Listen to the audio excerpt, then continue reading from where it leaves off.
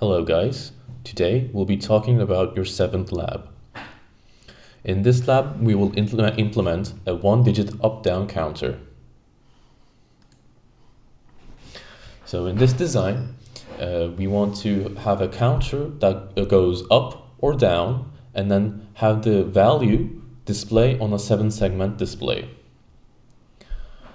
The value should go from 0 to 9 and based on an input called up-down, it should either count up or down.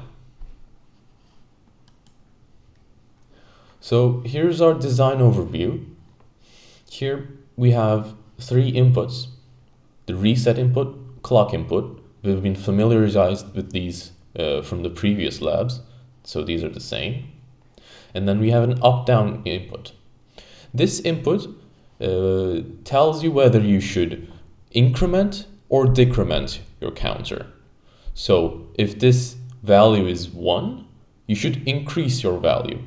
If this value is 0, you should decrease your value. And then here we have our seg and an outputs. So let's get more in details into that here. Okay. So first we have our anode output. For our design purposes, this anode output should always be this. This indicates which this 7-segment displays on the FPGA to use. So we say 0, 1, 1, 1, meaning that do not use these 3, instead use this display. If you look at your FPGA, you can see that there are 4 displays, and we want only 1 of them to display. So we turn the 3 of them off and turn 1 of them on. And then for our design purposes, when you press the reset signal, the display should display as 0. Otherwise, it should either increment or decrement depending on up-down signal. If the up-down signal is 1, it should increment. If up-down is 0, it should decrement. So this is what your logic should look like. Here you should have a logic checking up-down to drive your counter. Here you have a loop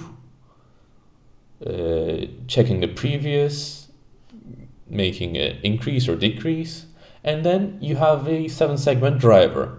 So let's talk about that in more detail. So this cloud of logic drives the AND and SEG outputs. The AND output, as we discussed, is going to be constant, so you don't need to worry about that. Just set that and then don't change it. The SEG output, however, we'll see it here. So here we have our 7-segment display. Each segment here is labeled. So when you want to display, say, 1, what would you do? You would activate B and C and then deactivate all of them. So this will be deactivated, this will be activated, activated, deactivated, deactivated, deactivated, deactivated. So how are we going to drive this? How you do this is this seg output. So it goes like this. The least significant bit in the seg output is A, and then B, and then C, so on and so forth, until the most significant bit becomes this point here, and then G.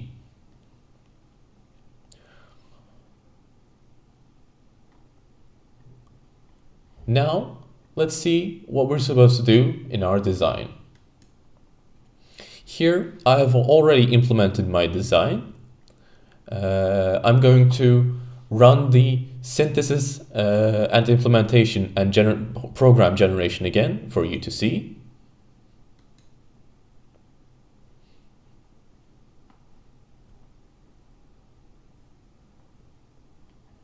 Synthesis is complete. It's doing implementation right now. Implementation is done. and the programming file has been generated. As you can see, no errors. I did get 2 warnings, but these are delay warnings. They are not important. You can ignore them. Next, we will see how this should look like in our FPGA.